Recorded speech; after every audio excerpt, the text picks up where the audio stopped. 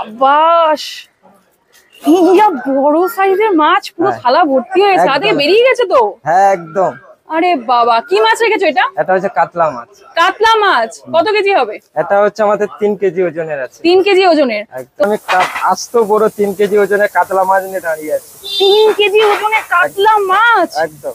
এত বড় সাইজের মাছ তোমার হোটেলে পাওয়া যাচ্ছে? একদম একদম। নরমালি রাস্তার হোটেলে তো এত বড় মাছ পাওয়াই যায় না। বিশেষ করে দেখাস লাইনে আর কারোর কাছে পাবে না, একমাত্র জয় মা কালী সমুদ্রের কাছেই পাবে। সিরিয়াসলি মাছের সাইজটা জাস্ট দেখো, এত বড় সাইজের মাছ আছে। কতজন খেতে পারবে এই মাছটা? এটা মিনিমাম 4 জন তো লাগবেই। 4 জন লাগবে? একদম। একা কেউ খেতে পারবে? একা কারোর পক্ষে সম্ভব না। কারোর পক্ষে সম্ভব না? সম্ভব না। ভাই বলছে একা কারোর পক্ষে সম্ভব না। সিরিয়াসলি মাছটা জাস্ট দেখো, এতটা বড় সাইজের মাছ।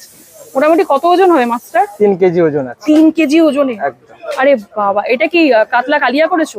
এটা কাতলার হচ্ছে কালিয়া আছে। কাতলা কালিয়া 3 কেজি ওজনের, কত দাম রেখেছো? এটা 700 টাকা থালি আছে। 700 টাকা থালি? থালিতে কি কি দিচ্ছ?